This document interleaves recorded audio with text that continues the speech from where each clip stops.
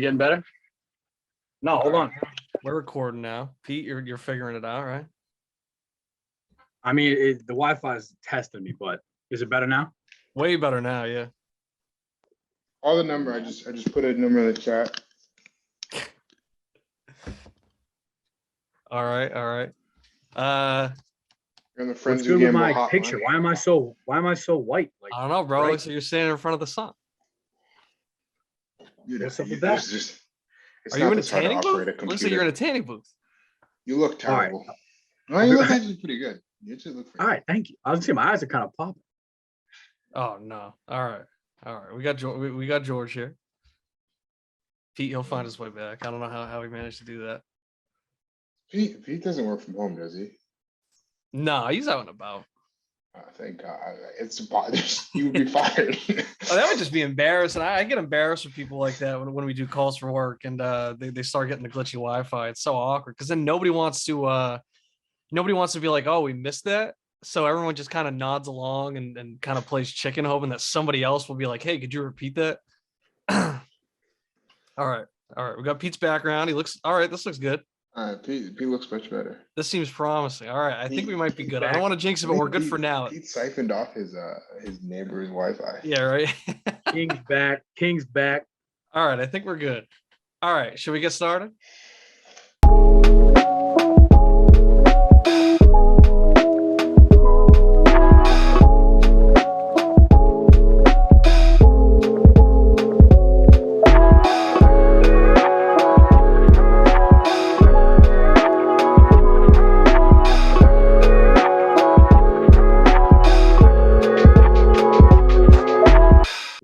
All right, we'll get right into it. All right, so Lex Pinz and Pete show.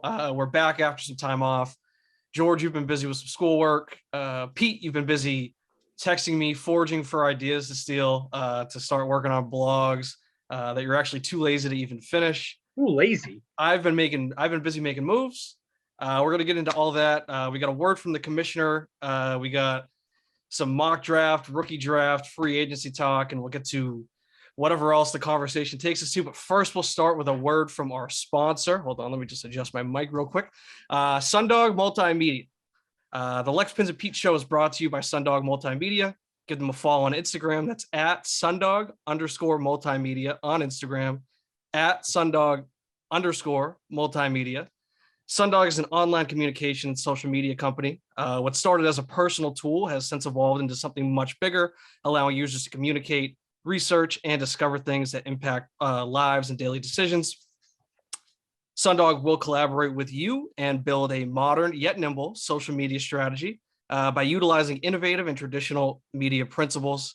One more thing about Sundog, they are also a proud sponsor of the Stop Soldier Suicide Foundation.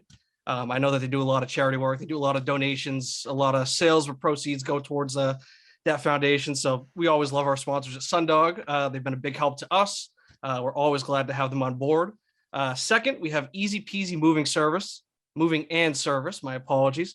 Brains, brawn, and true professionalism, that's Easy Peasy. Moving muscle for hire, assembly, errands, you name it. They will do it. Easy Peasy is a multi-service team. That's Easy Peasy. If you need something, just ask. All right, so we got a few things to get into. Let's just, do some house cleaning. Let's get into, see how everybody's doing. George, we'll start with you.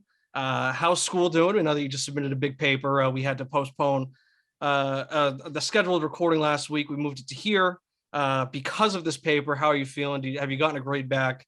Are you confident in the work that you've submitted? No, I haven't gotten a grade back on that assignment yet because I just submitted it Monday morning. But yeah, pretty confident in what we were able to put out there. Ended up coming together well. I am early child care and education expert.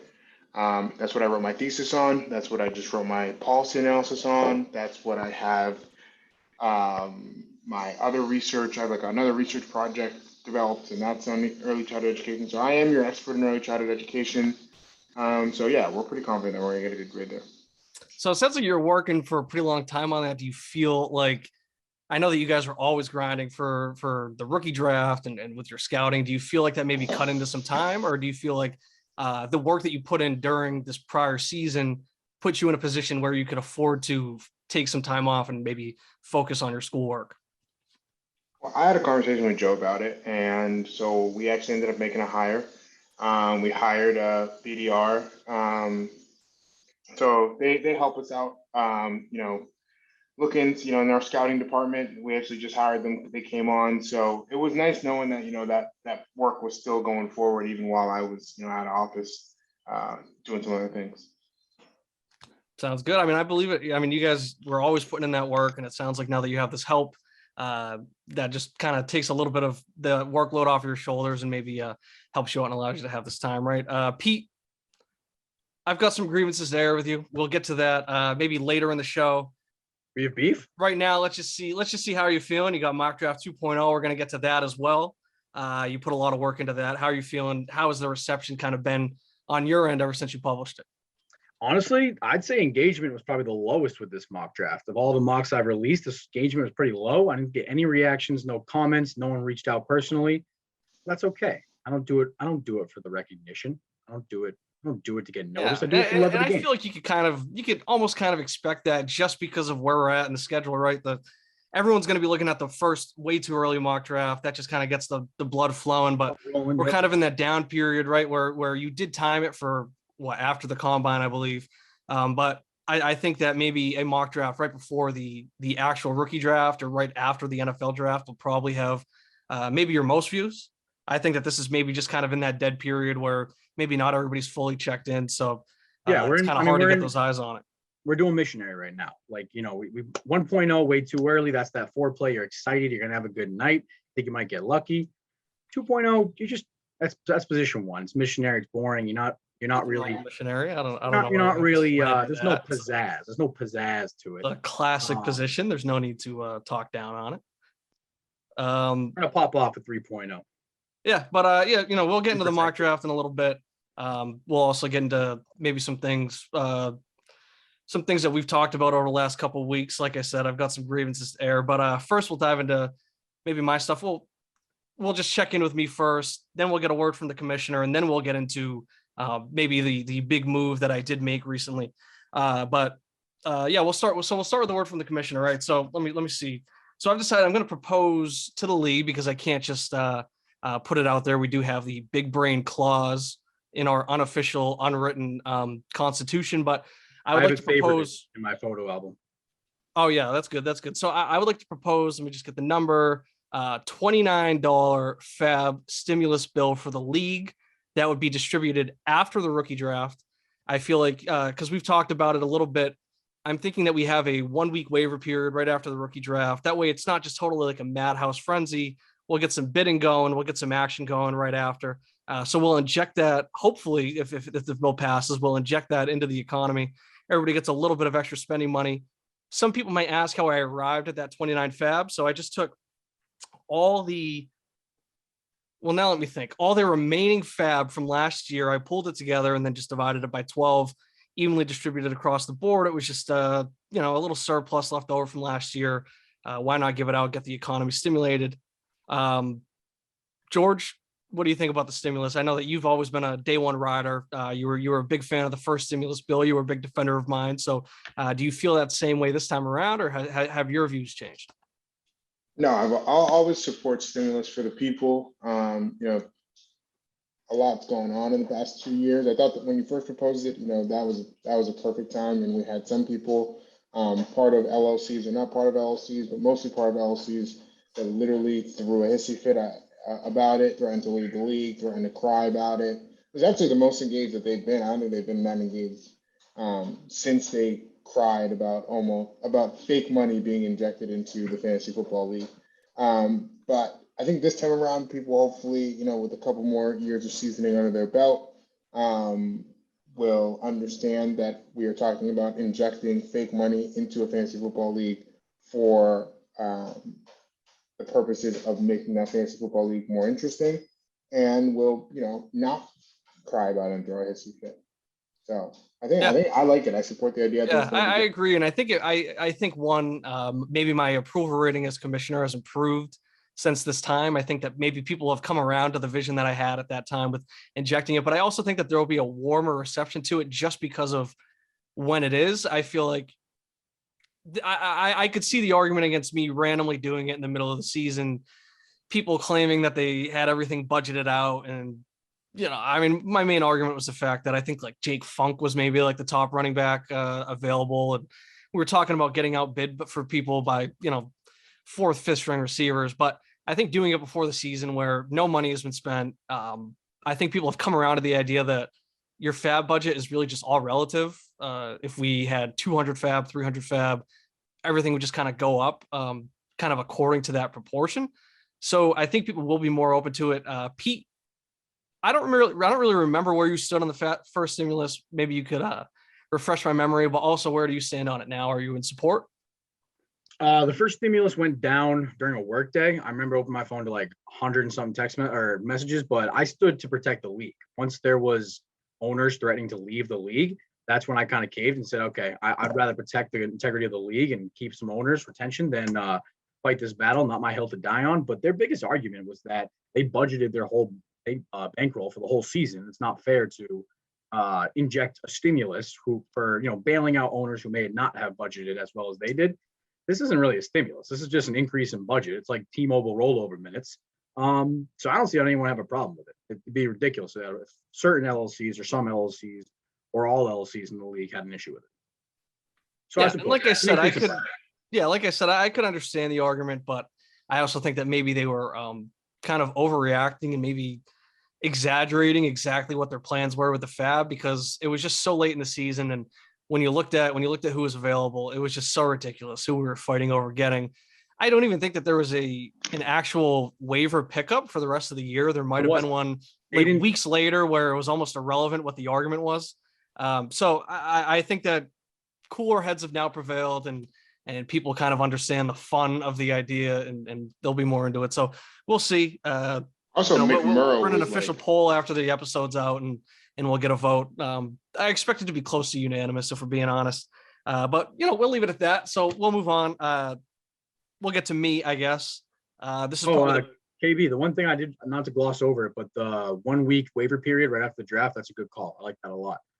Yeah, and I don't know exactly what we should do after that. I think maybe until the season starts, we can just do normal free agency. But I think have that 1 week waiver period where it's kind of like you're signing the undrafted free agents. And if you don't get picked up in that span, then you're probably not an exciting guy to roster to begin with. So I feel like that's when we can kind of have, just from that point, that week after the draft to the start of the season, we can just do normal free agency because, or maybe to the start of the preseason, I'd say, because then that's when injuries start popping off. That's when people start gaining value. But I think that's just kind of a dead period. So we can just do normal free agency. You can pick up people, right away. You don't have to go through the waiver period. But yeah, I think the undrafted free agency period after the draft, where I think a popular name will be somebody like Mitch Trubisky, and there will also be rookies that don't go drafted that people will still like. And, somebody like me, I don't have these picks at all, but there might be people that I'm interested in that they might become free agents, and just to fill out my roster, it's worth doing some bidding. But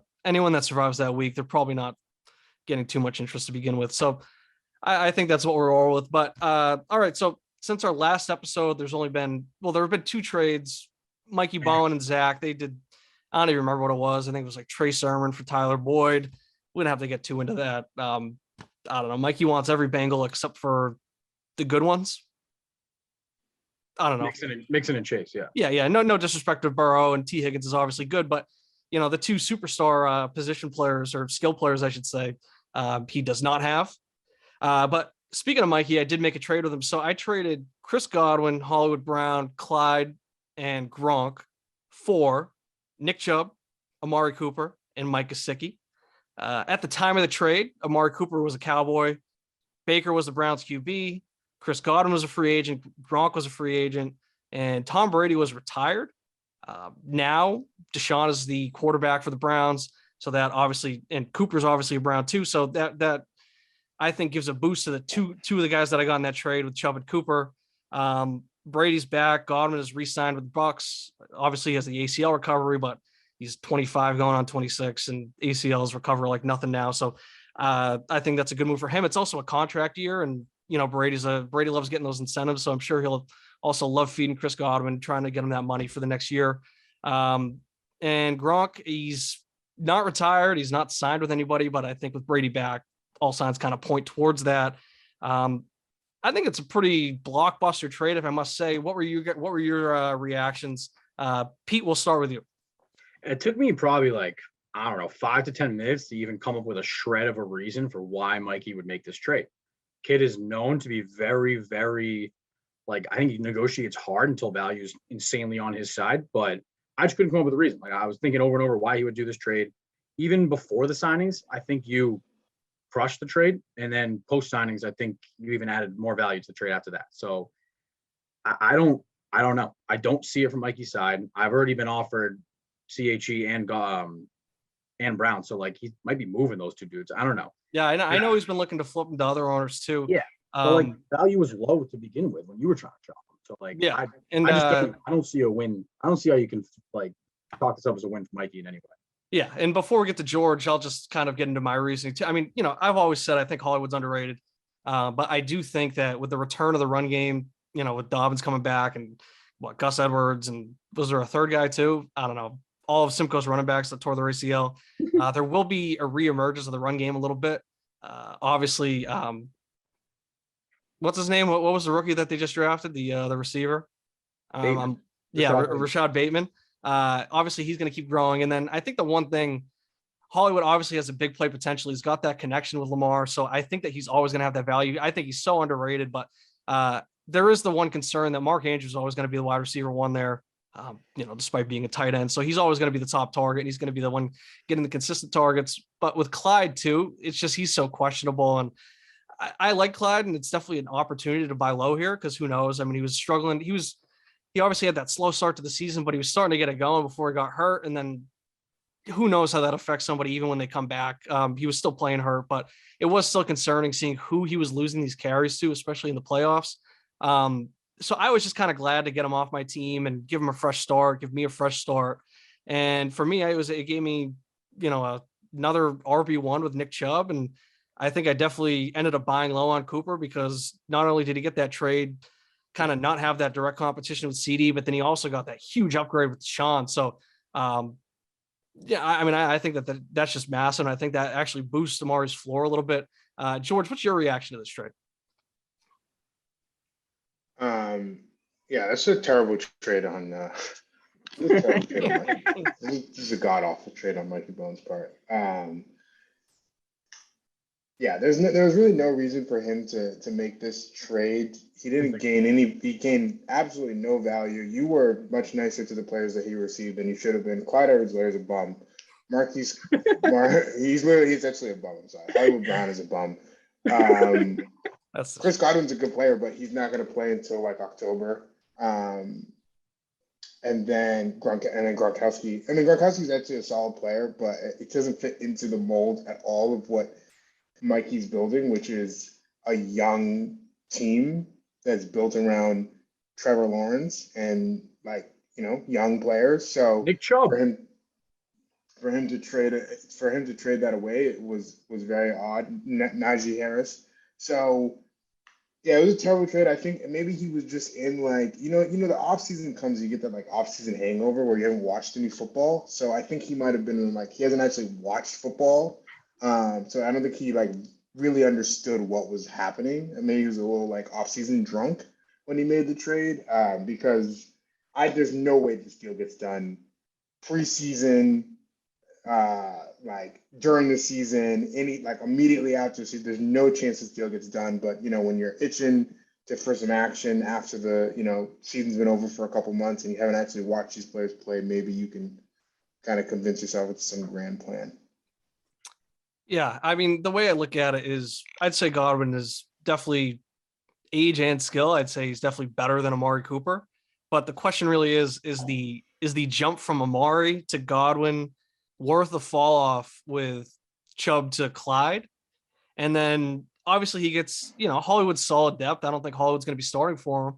But that's good bye week depth. But at the same time, I think depth is maybe a little overrated considering what you might have to give up to get that. I think sometimes it's just worth trying to go top heavy with your starting lineup and rocking with that and figuring it out in the bye weeks. So, you just got to wonder how much is Hollywood really going to play. What's that? he was in the championship this year. This didn't even come from like a it's not like he was outside of the playoffs and then or like he got bounced early in the first round and he was like, I need to shake it up with my roster. It's like you were in the championship game and then you blew up your core, and then you didn't blow up your core, and then you traded away 2 of your core pieces. It's weird. Yeah. I mean, I just feel like maybe if he wanted to run it back, it would have been wiser to maybe just stick with what he had. But sometimes you just got to go get the guys you like. I'm sure he has a vision. It sounds like he's already trying to flip some of these guys into other deals. I know Pete just said he was reaching out to him. I know Mikey's also been reaching out to other folks as well. So he's trying to do something, but speaking from experience, it's hard to trade Hollywood and Clyde. And in a sense, I'm pretty relieved that somebody allowed me to do that. So I mean, a lot of people seem to like my side of the trade. I like my side of the trade. That's why I accepted it. So I'm looking forward to the season. I'm sitting on your 23 first, KB, and I genuinely think that trade might have taken you, like, I think you're a lock for the playoffs now. Tough to say this time of the season, but like I had that pick projected. I've made the playoffs both seasons so far. Yeah, I know, but I had it projected like 4 at best, most likely 5, 6, 7. But now I'm thinking like 8, 9, 10. So sucks. We'll see how things unfold. So we'll leave it at that. We'll move on to the next one. So we'll start with. Are you saying, Pete? Sorry, just to clarify, are you saying then that there's a reason that 23 first-round draft picks are valued less than current year first-round draft picks? No, all I was saying is I got his 23 first, and his team got better, so it's going to be a worse pick, in my opinion. It's going to be right. Yeah. You never want to see me make it a move that improves my team when you got my pick. Yeah. No, George, I've made it very clear that I think 23 first-round draft picks are more valuable than 22s. Yeah, and you just proved that out with what you just said, so that was good. I just wanted to make sure that was clear. Yeah. But all right. So Pete, this past week, actually last night, it came out that he just jacked my hypothetical that I gave to him in confidence during a private discussion. He took it, ran with it, and was working on a blog. In typical slippery Pete fashion, he was too lazy to even follow through with the blog. But I do think it's a good hypothetical, and Pete's been attacking my boy Tua, so I figured we can get into it on the show. So a little backstory, right? I wrote some notes down. So it started with Pete trying to sell me his 8th and 10th pick in this draft. Pete is clearly not high on this 2022 draft. He would like to have as many picks in next year's draft instead. So he's clearly trying to move off these picks. He wanted me to trade him Kyle Pitts for the 8th and 10th pick. His main pitch was that I would be able to get either Malik or Kenny Pickett there. And his big pitch behind me going quarterback there was that one of them would go to the Steelers.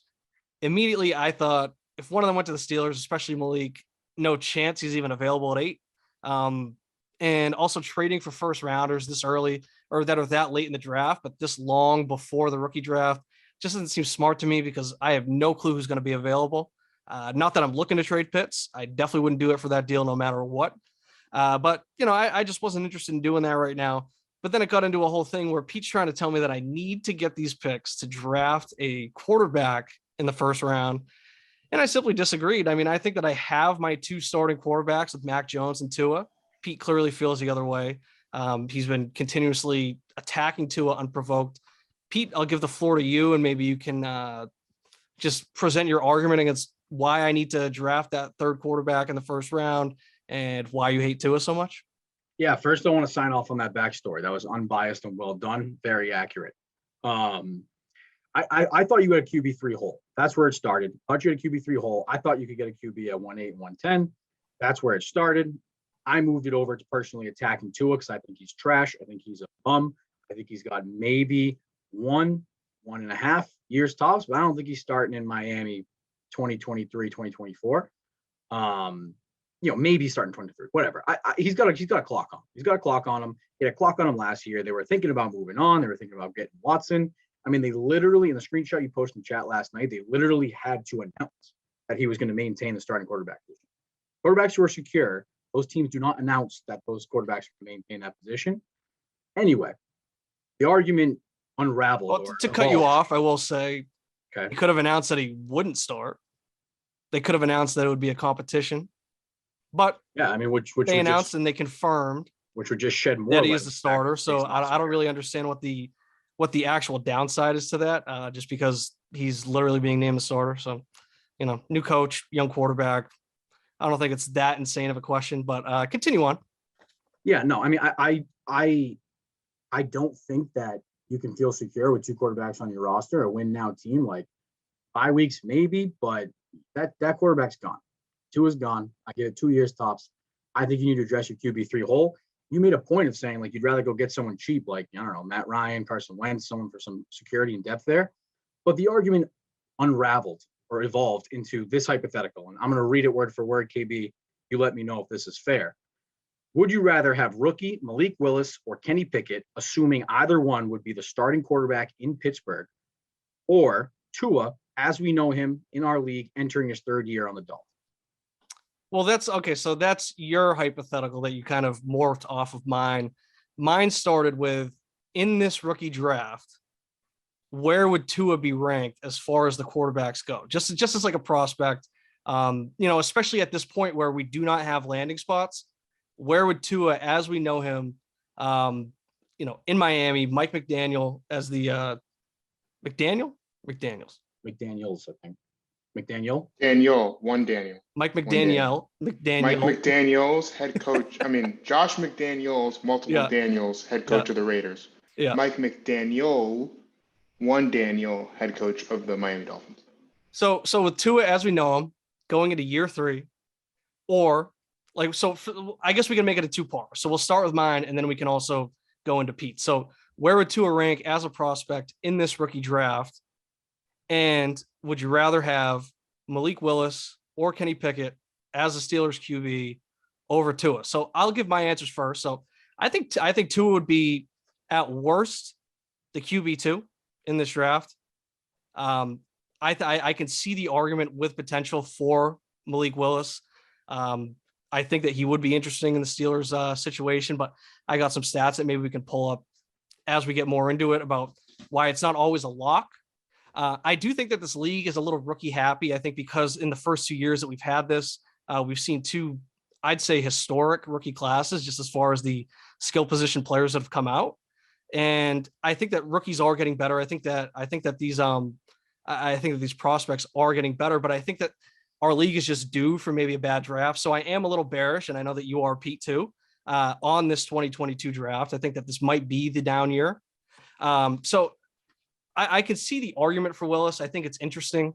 I will say that if you look into the scouting profiles, Tua was actually considered the better prospect just by the write-ups, the grades that he got off of the combine. And that was coming off of a hip injury. Prospect? We're talking about him now. I know, but I'm discussing. Okay, but Tua was a better prospect, and you think he's trash. So why does that mean that Malik Willis is now a lock to be better than Tua?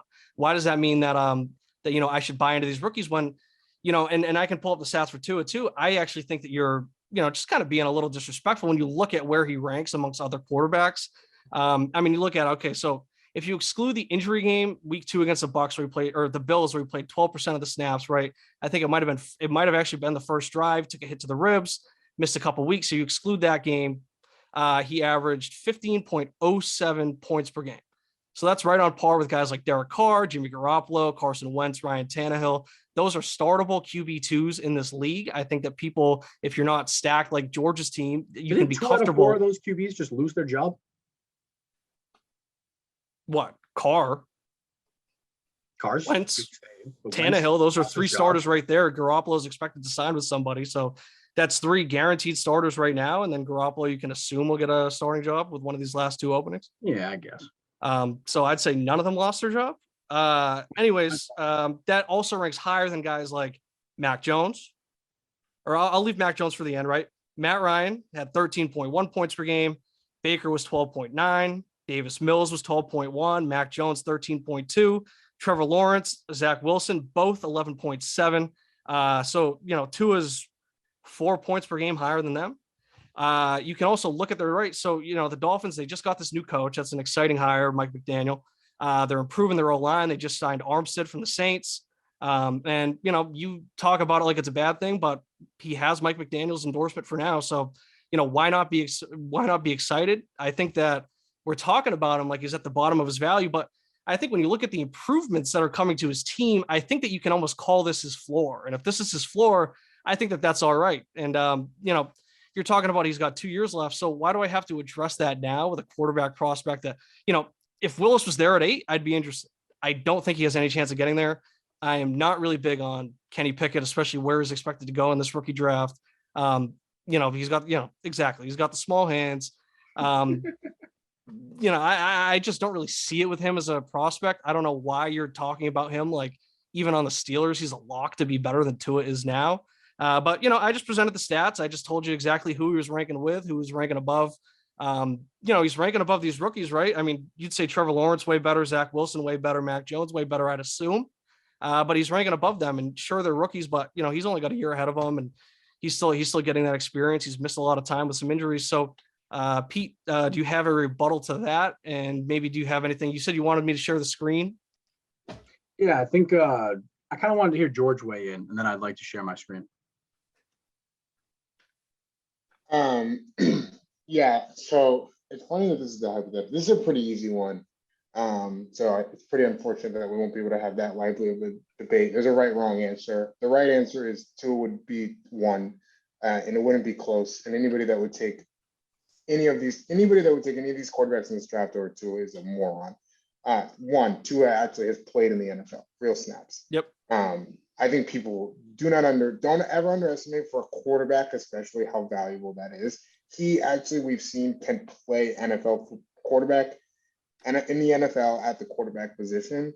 That in and of itself is a bar that Kenny Pickett might never be able to ellipse. And Malik Willis right now needs a year. I mean, if Malik Willis started, he would be terrible. I'm sorry. I mean, and like the competitions, it's true. And the comp for him is Josh Allen, which is a terrible comp because one, Josh Allen's way better than he is. But also, Josh Allen in his first year was literally god awful. Like, and he had like a legendary come up with his improvement. Like, that is like his improvement to become way more accurate and become an effective quarterback. Obviously, he always had the running, but an effective passing quarterback is almost unheard of. So people think that you can just come in with these raw prospects and they can suddenly become that. And sure, they might have the tools, but in all sports, how many times have we seen these prospects that have it not necessarily pan out?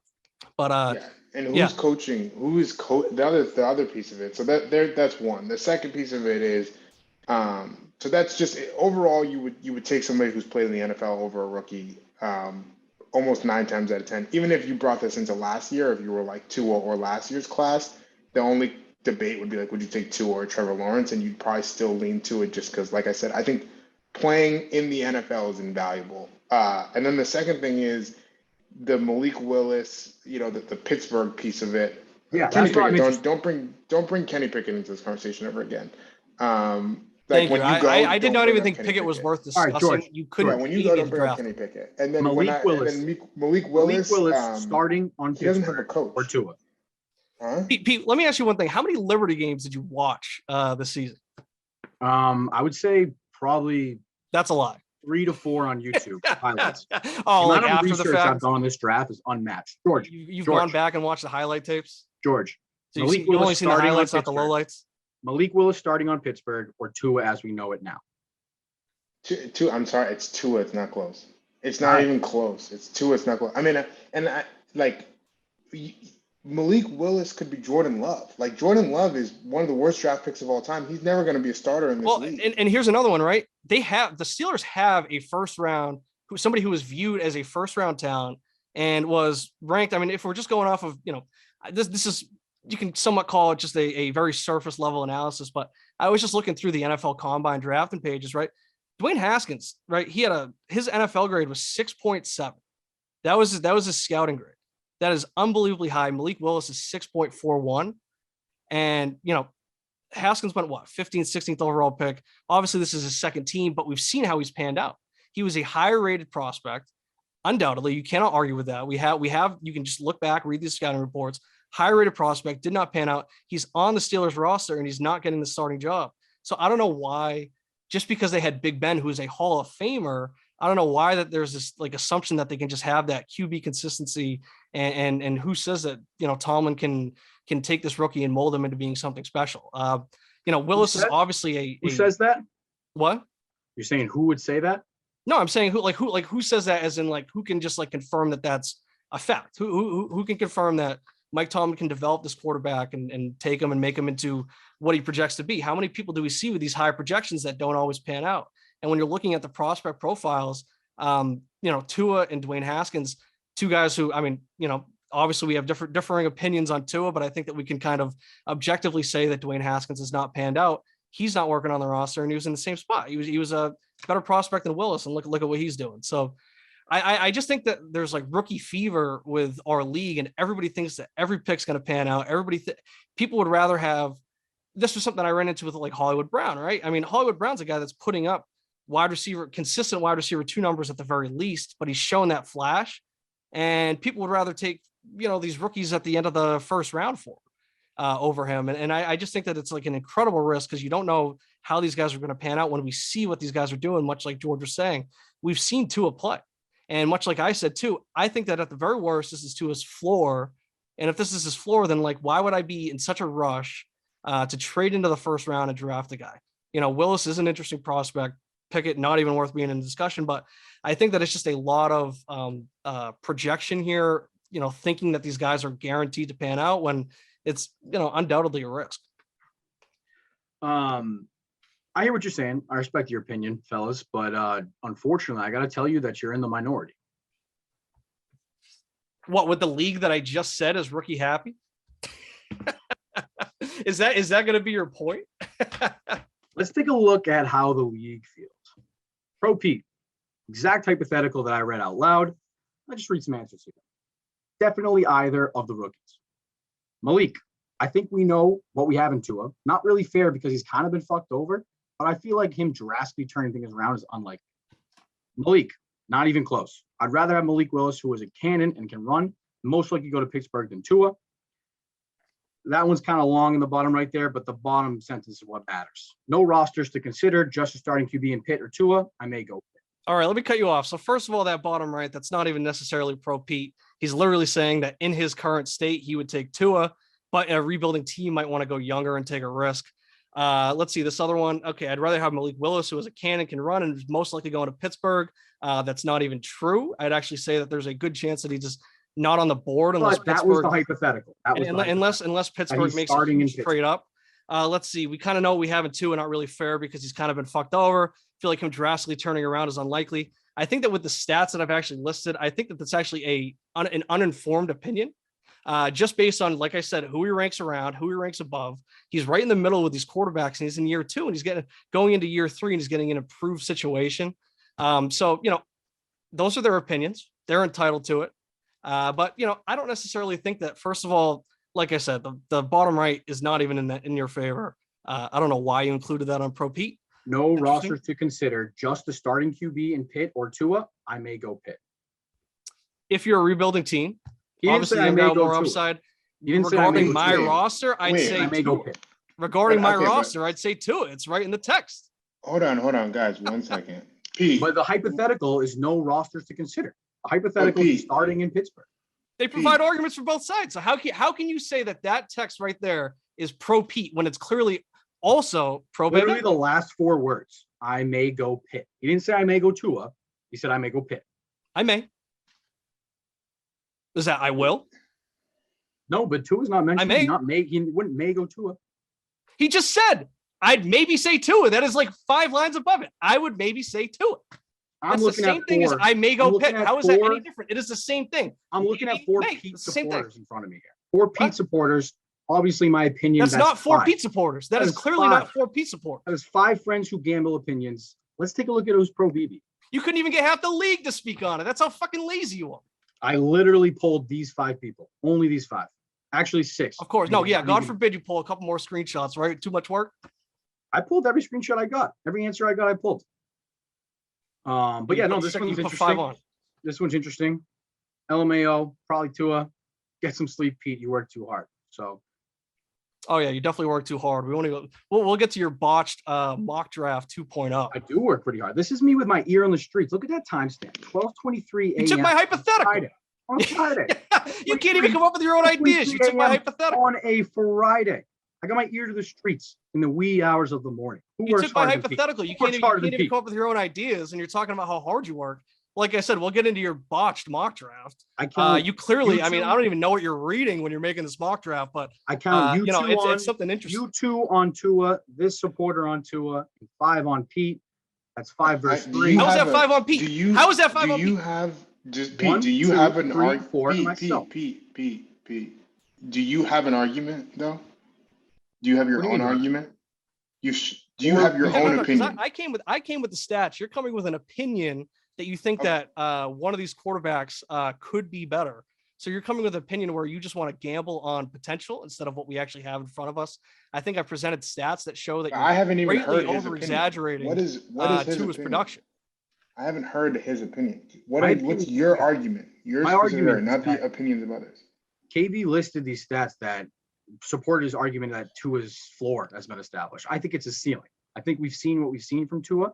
Yeah, he can be a Okay, starting so quarterback so in if the he's NFL. So KB, hold on, KB. So if he's Derek Carr, who's been putting up these stats for his whole career, then who cares? That's a QB2. That is what he is on my team. He's not And the whole Derek Carr. point of why I'm comfortable with him as my QB2 stemmed from me saying that I don't want to overspend and get a rookie quarterback. Because look at like what Mikey Bowen did, right? He took Justin Fields, but now he has 3 quarterbacks that are, good rookies. I guess, I guess the jury's still out on Justin Fields, but he can only play 2 of them. So it actually also came from the fact that I'm comfortable with what I have, and I'd rather go cheaper than overspending because I don't want to have an expensive piece on the bench. Yeah, I mean, you just keep bleeding into like roster management and these things outside the hypothetical. Just Well, because it focus on the started hypothetical. with you telling me that I Focus on the need a third hypothetical. quarterback. That's what the whole thing Malik comes from. starting in Pittsburgh or The Tua. whole thing comes from you saying that I need to spend on a third quarterback when I said that I don't. And that's because I'm comfortable with my QB2s. You're not even going after Mac Jones, who averaged less points than Tua. because he's not at his ceiling yet. I think. How do you Tua- know? These are all opinions. These are all opinions. Yeah, I it's a just came with so many hypothetical on stats. starting I just came with quarterback. so many Obviously, it's stats with opinionated. comparisons. Obviously, it's opinionated. I just came with so many stats with comparisons to players And that you you're formed not an attacking opinion because from you those think that they are stats. suitable quarterback Wait, but hold twos. on. Hold on. Just Pete. So you're saying your opinion, you're saying Tua is not at his. You're saying this is Tua's ceiling right now. Yeah, KB argued with his stats and his. So his opinion. ceiling puts him at like QB 15 in the league. And so what's the so if this is his ceiling, then continue. What's the rest of your argument? That I think the potential ceiling of I Kenny think- or I Malik think- Willis starting think- on Pittsburgh I think. has a I think- higher ceiling than currently Tua. What do you mean think, KB? This So is You you're just saying- said I wait, think. hold on, hold on, You hold just on. said I starting think. quarterbacks. That's Wait, what I hold on. mean, you fucking idiot. This is all You Hold on, just I'm gonna- said I think. Hold on, I was hold on. I I'm was gonna highlighting boil the it- fact that it's your opinion. That's what I'm I was gonna saying. boil What do you mean? it- What do you It mean? is What do you all mean? opinions. I think. I was It's saying all that because you opinions. literally led off with I think, so you're voicing an opinion. I'm coming Right. with stats Just and like you do. comparisons It's like you to do. why I don't think Tua is Wait. like some horrible quarterback. But Wait, you were so just let me coming with an boil it opinion down. that Let me- no, hold on. Shut the fuck up. You were just coming with an opinion that, oh, I think that this rookie might be better. I think that Tua is at his ceiling. I think this. I think that. If that is Tua's ceiling, who cares? You can argue that Derek Carr's ceiling is that. Are you going to argue with somebody for wanting to start Derek Carr as their quarterback too? I don't. You're going think to that's argue with Derek somebody Carr's big ceiling. brain. Ryan Tannehill's their quarterback too. I think they're doing all right. Like these are fine quarterbacks. I'm not like Yeah, Ryan you don't Tannehill's have his to have job somebody. You don't have to have somebody be a top 10 to have a successful team because the way that I'm spending is that I'm going cheaper with these younger quarterbacks. Yeah, you're hoping going that outside they the can- hypothetical again. You're going outside the hypothetical. It's No, going I'm to not. roster I'm management and your talking. Let me strategy, fucking your team talk. strategy. Let me talk. No, let me keep going. And What do you I'm mean let loading you up at talk? other You cut me positions. off. because George I been don't trying to believe get it. my opinion now for the last 5 minutes. What's that? Oh, your opinion, right? Yes, these are all opinions. Yes, this is We're your having a opinion. hypothetical I have for fantasy stats. football. I These have are opinions. stats. These are all numbers and stats Your and comparisons opinion to people who they compare Off from. those stats, you have stats that formulate your opinion. That Tua has. You don't hit have big any. for. You don't have any. You have no stats. You literally just have these thoughts in your empty brain that formulate your opinion. You can't come with any fucking definitive reason to why it's even a good argument.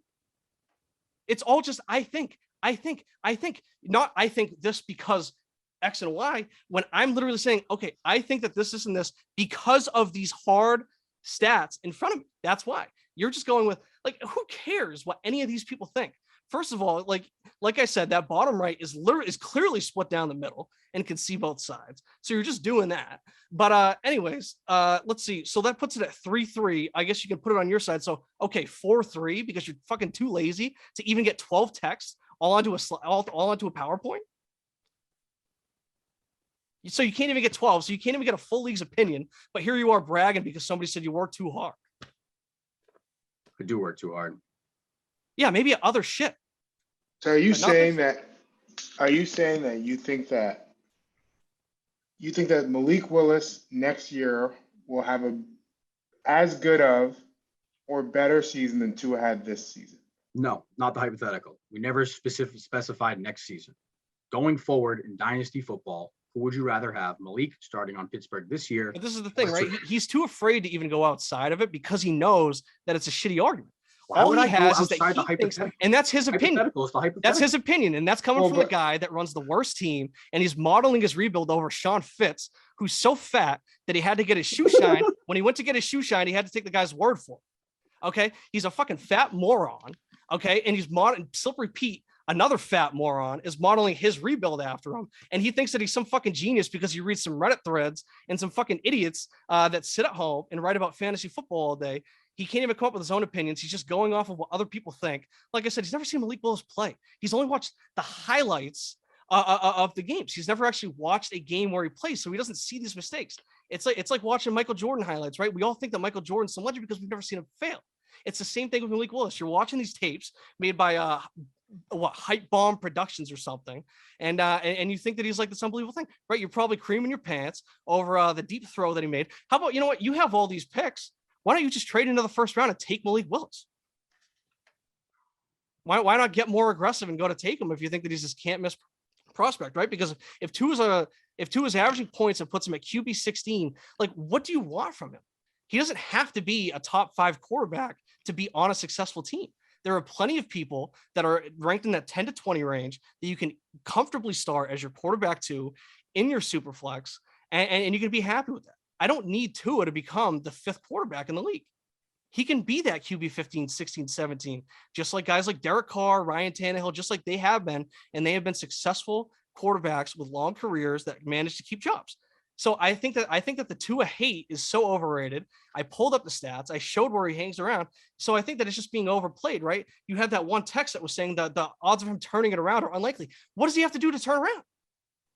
What does he have to do? He's already like at rock bottom, right? He's getting a better team. He's actually getting an O-line around him. If you ever watch the Dolphins game, you'd know that he had no time to throw. That's why Jalen Waddle got all these quick passes. That's why he set this rookie record, because he always had to do these short passes. He's now getting a better O-line. He's got a better coach for offense who wants to mix in all these schemes, and he wants to work with Tua, and he wants to get these things going.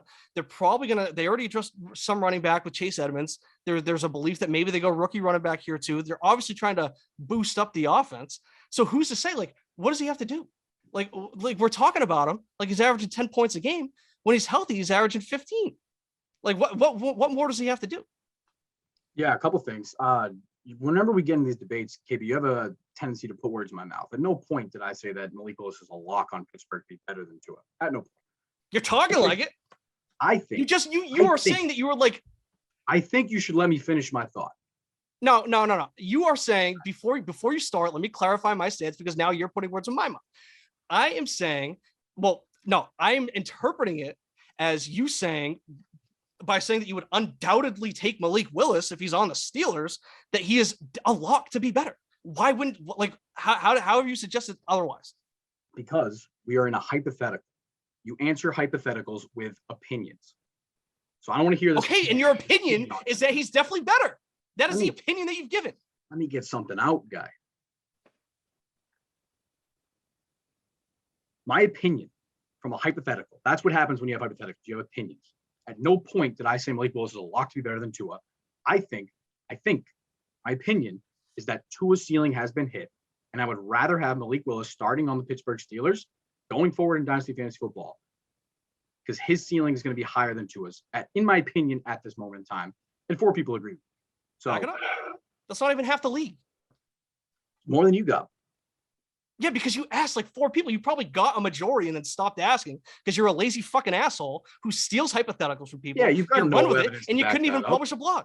You have no evidence to back that up. I texted 6 people the same exact text before anyone could even Okay, respond. so where is it? Where is it on the PowerPoint? What do you mean? I got Where are those other texts on the PowerPoint? I got 5 answers. Bowen didn't answer. Where are 12 texts from all owners on the PowerPoint? I didn't. I sent out 6. Where are all 12 owners' opinions on the PowerPoint? The ones on the PowerPoint are the ones that responded. Where are all 12 opinions from the owners on the PowerPoint? You The work ones so on the hard. PowerPoint are the ones that follow up and get an responded. answer from people. Who did you ask? I wasn't doing the blog, and apparently neither were you because you never published it. No, I never got around to it. Yeah, exactly. Because you're a fucking lazy asshole who can't come No, up I've with actually gotten just, better. oh, was it because Mikey Bowen wasn't around to write it for you? Was he No, too we busy? can't trust him. The outsourcing didn't work. Yeah. Was he too busy go to back. write it for you? I mean, look at that. The last 2 things that you've worked on besides your mock drafts, you wanted to have Mikey Bowen write, and then you came up with my hypothetical for a blog, and you were still too lazy to write it.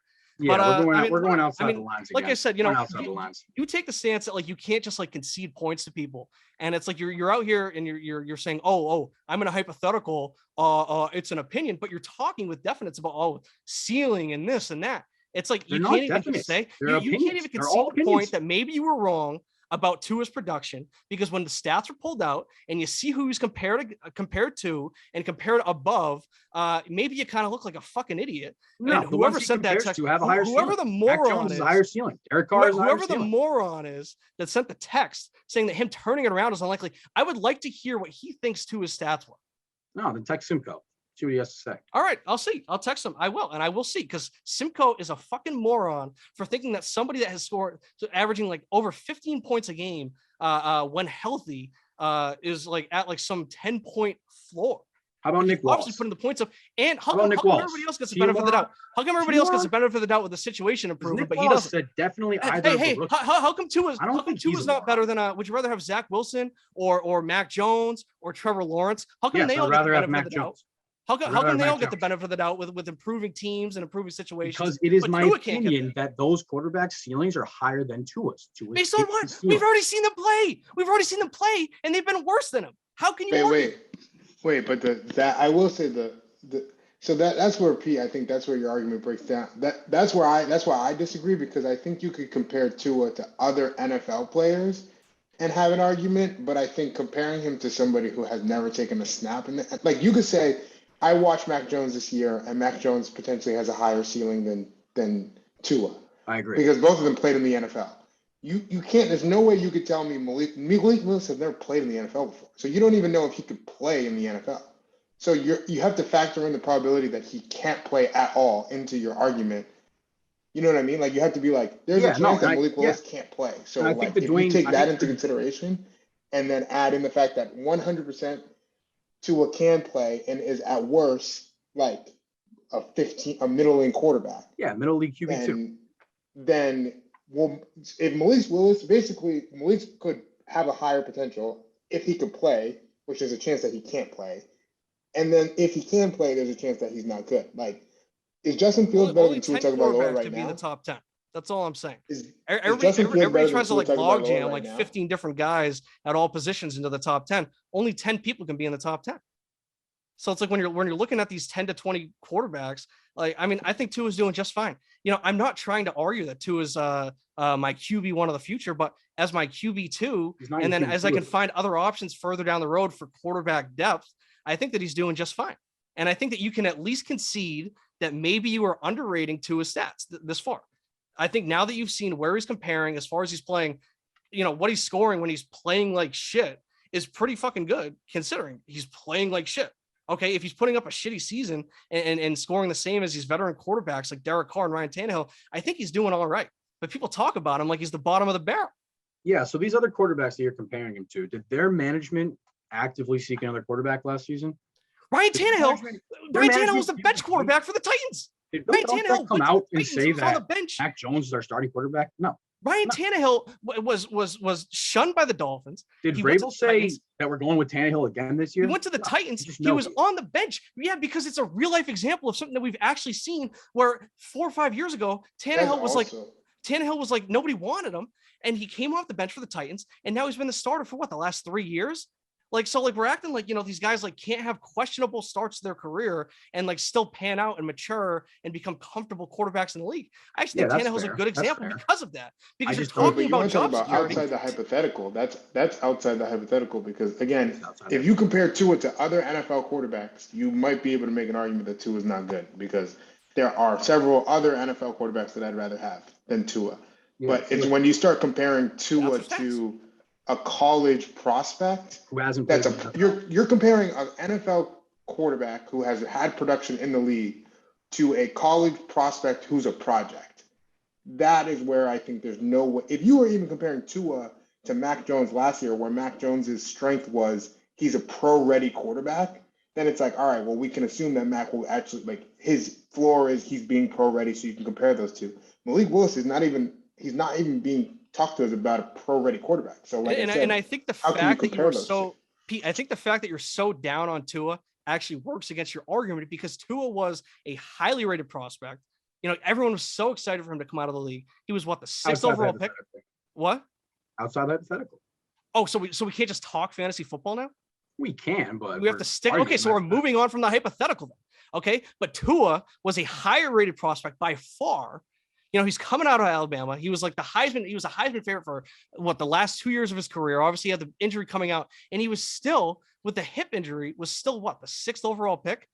And right now, you think that he sucks. So why is that such an improbability for a guy like Malik Willis who does not have the same pedigree coming out? Why is that such an improbability when it should be a higher probability? Why not? I don't know, KB. How does that not go against your argument for why these prospects are better to take a risk on? Maybe ask the other opinions as well. Ask around the league because the majority is on my side. A majority of the minority of the league. But what do you know about hard work, right? We'll get into Mock Draft 2.0. Like I said, I think you botched it a little bit.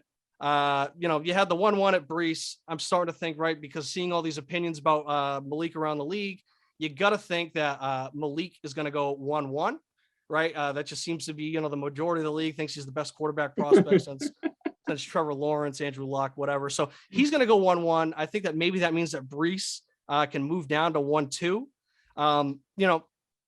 You had Simcoe taking Burks. First of all, you're talking about Burks like he's the clear-cut wide receiver 1. I don't know where you're coming up with that. George, I don't know if you have any insight onto that. Today on Twitter, I saw that people view Traylon Burks as Brandon Ayuk wearing 10-pound shoes. Pete, I don't know if you ever worn 10-pound shoes. Not good to run it. That kind of slows you down. I feel like Brandon Ayuk's speed is something that kind of brings value to him and his skill set. So I don't really know, where you're coming up with Burks being the wide receiver 1, clear cut, as you said. Yeah, I mean, I think one thing you got to take in mind is this was pro day.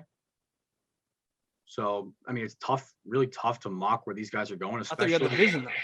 Especially, yeah, I got the vision on my team. Mocking's tough, though. Mocking's tough. I struggled with this one. Brees Hall, clear cut. Well, it's because you clearly didn't ask around the league. I mean, we'll get to that 6th pick, but talk about a botch job. So what are you going to say? What, Brees? Yeah, I mean, I was just going to run it through real quick before the attack.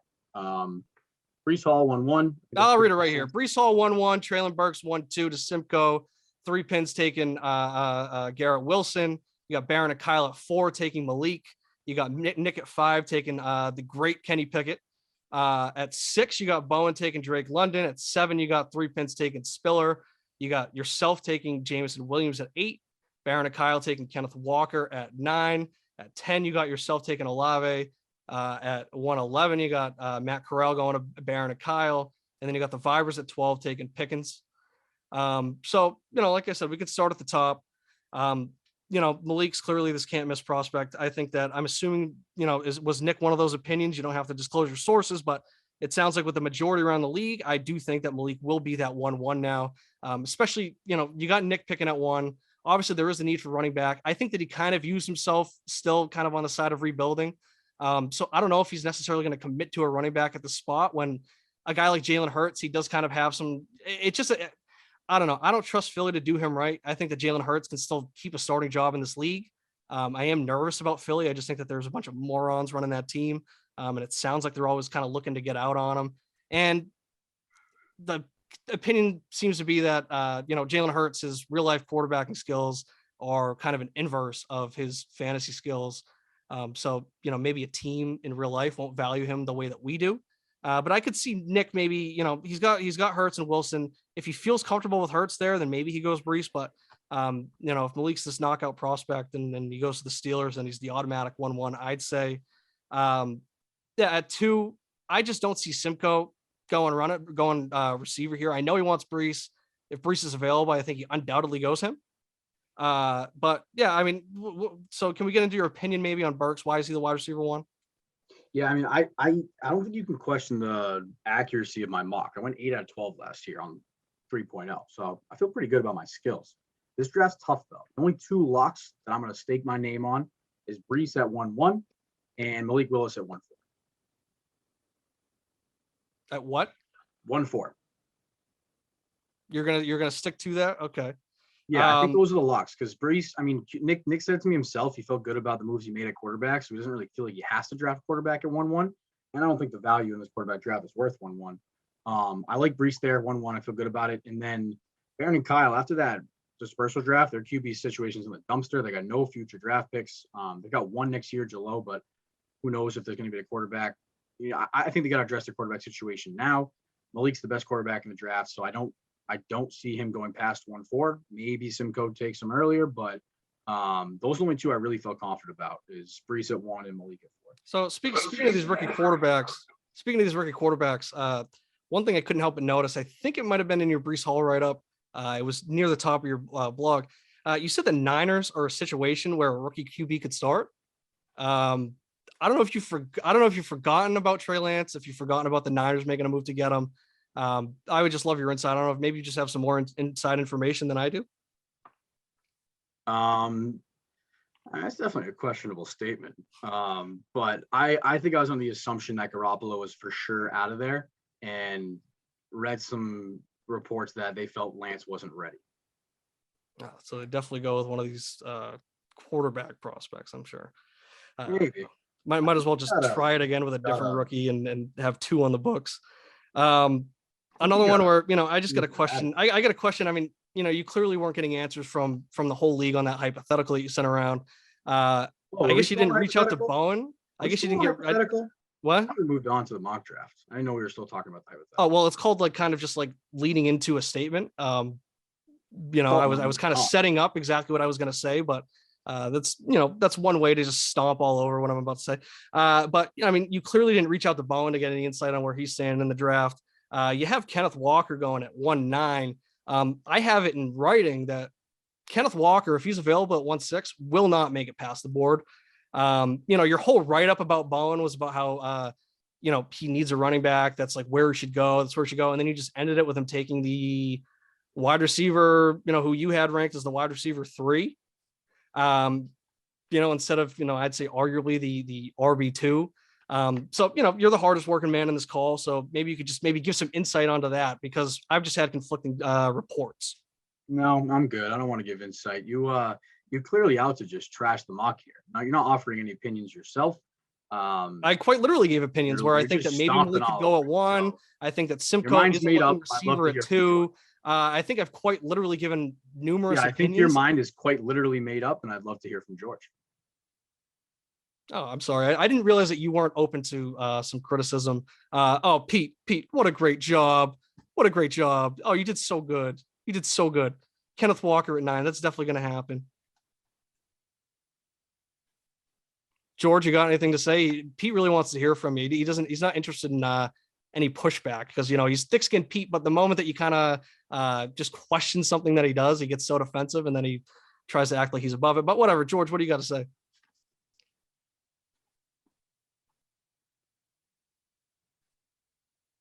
There we go. A little bit louder. You hear me? Gotcha. Yep. You guys good? Traylon Burks is not the number 1 receiver in this draft. No. He's the clear cut number 1. Is that what you're gonna say? Yeah, Traylon Burks is not the best receiver in this draft. That is the only That's basically the only thing that I can tell you. I don't care how you do the mocks moving forward, but don't have Traylon Burks. Don't have Traylon Burks going ahead of any of the other receivers that you have going over. Because that's not going to happen. There's no way anybody's going to take Traylon Burks over Chris Olave, Jameson Williams, Drake London. Dawson from Penn State's better than him. There's like 5 or 6 other receivers that I'd take before I would take Traylon. And I like Traylon Burks, but I think Traylon Burks might go like to the top of the second. Always good to be described as somebody else wearing 10-pound shoes. Yeah, George, that was good feedback. You know, the tone, the opinions you offered yourself, the word choice, the delivery. That's good feedback. That's good feedback. I'd say all feedback is feedback, but you know, I mean, I was just giving you a source, you know, straight from the source, something that I've been told, and you just didn't like hearing it. But it's all right. No, it's all right. Slippery Pete's always above criticism. We're out to attack. Yeah, no, he's always above criticism. He doesn't like hearing differing opinions, so it's all right. Yeah, I mean, I think that it's kind of hard to kind of mock the back half of the draft. Like I said, I don't think Kenneth Walker is going to be there at 9. I think it's debatable that Spiller is the RB2 here. I like Kenneth Walker a lot. Like I said, I know Bowen does as well. So if Spiller doesn't go in that top 6, then I feel like Spiller kind of gets bumped down to RB3 just as far as this league ranks it. But then, you know, that 10, 11, 12, it's really like, who knows? I feel like that's kind of, that more so comes down to landing spot, just because you have a lot of comparable talent there. You know, and I don't even know if Matt Corral, just with how it's shaken out, I don't know if Matt Corral or any of these other guys, other quarterbacks really go that high, just because everyone's going to be kind of drafted as a backup now. All right, so I guess we can wrap it up. George, you got any opinions on free agency? I think that's what you wanted to talk about before you headed out. Yeah, I think we had one of the wildest free agency periods over the past like 2 weeks. It's a shame we didn't get to talk about it, but I said it in the group chat, and I want to say it again here. If anybody makes it this far, I will trade everything that I have on my roster besides Patrick Mahomes and Justin Herbert for Devontae Adams, just so that I can have him in the silver and gray, or the silver and black, excuse me. He does have Derek Carr throwing him the ball. No one knows how good Derek Carr could be. We do know last year he was apparently as good as Tua Tagovailoa. These are the facts. Please do not come at me. I'm just telling you what the numbers said. I don't want the facts. I want the opinions. I would love to have Devontae Adams on my team. I actually don't know who has him. If you guys know, tell them to please reach out to me. I would love to have Devontae Adams on my team. Any other big free agency moves that I got a list we can just run down them real quick. We got Brady and Rodgers going back to their teams. I guess it's a surprise for both, right? I mean, people did like the idea of Brady coming back. Turns out he really did do it. I don't think anybody had Rodgers going back to Green Bay. We got some quarterbacks on the move. We got Wilson to Denver. We got Deshaun to Cleveland, Matt Ryan to Indiana, Wentz to Washington football team. Who else? You think the guy that had Russell Wilson is upset that he traded him? I'm not. All right. Do you have Russ? I had Russ and traded him to Simcoe. Couldn't even get his own first rounder back. We got smaller moves at quarterback. We got Mariota. He's in Atlanta. He is with Arthur Smith, so that could be promising for his prospects. I also wouldn't be surprised if Atlanta still drafted a quarterback and kind of saw it as a project thing. Panthers, they're still waiting on that quarterback situation. I've read some stuff that suggests that it's really in the Niners' best interest to just cut Jimmy G. It would only be a $1 million cap hit. This is just my understanding. Brief read on Twitter. His contract might be really hard to move. So we might see that where Jimmy G gets cut and then he can sign somewhere else. I think Carolina kind of seems likely. It kind of feels like Baker, who's out in Cleveland. His options are low too, but my predictions, Jimmy G to Carolina, Baker to Seattle. I think that would be a little bit interesting. I could see both of those teams still drafting a rookie. Let's see some other moves, position players. Chase Edmonds to Miami. James Conner, he signed a 3-year deal in Arizona. I think that's better for both of them. It seems like they both might get some breathing room. I could also see both of these teams bringing in a second running back and still running that 2 running back set, but we've seen both of them kind of succeed. Let's see, Patterson back to Atlanta, Amara to Cleveland. Jags, I don't know what the hell they're doing with their spending. Kirk gets the bag. Christian Kirk, he's like the 10th highest paid receiver in the league. Bizarre. Some good news for the Bengals. They're beefing up the O-line. So are the Dolphins. A-Rob to the Rams. Woods to Tennessee. Juju to Kansas City. The Raiders obviously making a splash. Chark to Detroit. I think that's good. He was really speaking out against Jaguars and Urban Meyer. So, I think this could be an opportunity for him to kind of turn it around and start flourishing and kind of get back. I think he had a wide receiver one season, or at least fringe. I could see him getting back to that. I like what the Lions are building. I think that kind of covers all the key moves. I don't know if you guys had anything else. I don't know if there's anything that stuck out to you that you still want to talk about here. I got one question for the group before we head out. The wide receivers that are staying on their teams but got new quarterbacks. Judy in Denver gets Russ. Pittman in Indy gets Matt Ryan. Deontay in Pittsburgh gets Mitch Trubisky. Not which wide receiver is better, but which one improves the most from last season. What was the last one? You said Steelers with Trubisky? Yeah, Judy, Pittman, Deontay.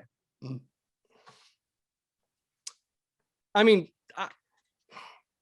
who do I think improved the most from last season? I mean, I'd say almost undoubtedly Judy. Just the situation. I don't know necessarily how they'll mesh. I think a lot of people think that Sutton might be the one that benefits the most out of those two. But I mean, he clearly got the best quarterback. I think Trubisky, I think that he can kind of turn it around. He was, at least fantasy wise, he was actually kind of solid in Chicago. And I don't know. I mean, I think Pittman, he definitely gets a better quarterback situation, but also you just got to think about where he ranked. I don't know where he was, maybe that 15 to 20 range, Yep. But I think that he can maybe stay that, maybe get a more consistent floor. But I think there's only so much room for Pittman to move up right now. I mean, I think down the road, he still has a potential to be a stud just because of how he's been growing and how he's been developing into this wide receiver one. I don't know. What do you think, George? Probably Juju Smith, because of the fact Deontay was a hooper. Deontay hooped last year, so I don't think there's much improvement needed from him. Judy's problem was the drops. So, if he drops the football, he's going to drop the football regardless. I don't know how much who's throwing you the ball affects your catching ability. Matt Ryan is a limited quarterback. I don't know what the Colts are doing there, but I don't think that's going to – I think Pittman will improve just because he's a good player, but I don't think it'll be a product. Yeah, I don't think it'll be a product of Matt Ryan. So I got to say Juju because we've seen Juju play against we've seen Juju play opposite a true number one, and he balled. He hooped out. So real quick, my argument against that, and it's not against Juju because I think that is the role that Juju should be in. And I was, if I were an owner of him, I would like for him to go and get into a spot like that. Right. But I think the only problem with Kansas City, and maybe Juju can break the curse, because I think that I'm pretty sure he's better than guys like McCole Hardman and DeMarcus Robinson and stuff like that. So there's undoubtedly, he's undoubtedly a better receiver, but I think it is worth factoring in just like, these Chiefs teams with Andy Reid, they just haven't had that. They've never had a wide receiver two be in the top 50. Well, and obviously Juju can break that curse, but also I think that it's a better real life move than it is a fantasy move, just because, I watched a decent amount of Chiefs games just because I was always betting on Clyde 3+ receptions. I think he got that like 3 times this season. But that was kind of the thing that led to why I'm kind of down on it, is because when I watch the Chiefs offense, it's just like the reads go, Tyreek Hill, Travis Kelce. All right, neither of them open. Let's look back to Tyreek. Let's look back to Travis Kelce. Mahomes scramble. Yeah, and then maybe Mahomes runs it. Maybe he dumps it off to just one of the other people on the field. And I think Juju can still put up decent numbers. Like, who says that he can't get 4 or 5 receptions, 50 yards, and then I don't know, 6-7 touchdowns, right? That's a decent season. I just don't know. I don't know what that calculates for points. I don't know where it necessarily ranks him, but I just feel like he's got, a good floor, but kind of a limited ceiling just because of how we've seen these Chiefs offenses operate. But also they have, like I said, they haven't had a wide receiver two like this. So maybe this is where they start to open it up and rely on other people. So maybe it could be a good move, but when you're competing behind Tyreek Hill and Travis Kelce, it's just going to be hard to, put up those huge fantasy seasons. But, we've seen him across from a guy like AB, but we haven't seen him across from a guy like AB and Gronk at the same time. Right. So, it'll be interesting, but, I think Juju will be consistent. And like I said, I think it's just a better real life football move than it is fantasy. I don't know how you guys agree or disagree, but we can kind of close it with this point. Anybody else got any closing arguments or statements? All right, we'll leave it at that. All right, this is the Lex Pinz and Pete show, brought to you by Sundog Multimedia, easy peasy moving services. I don't know when we'll be back. When's the draft? A month from now? 6 weeks. 6 weeks. So, once the draft starts to ramp up, I feel like that's probably when we'll get back to it. Pete will have his mock draft out by then. I'd say after the real NFL draft. I guess maybe we'll schedule it for after the real NFL draft, unless something crazy pops up that we just have to talk about. But yep, Lex Pinz and Pete show, brought to you by Sundog and Easy Peasy Movers. I'm Lex Lumpkin. We got Slippery Pete. We got 2 pins, and we'll be back next week. All right, let me stop that recording.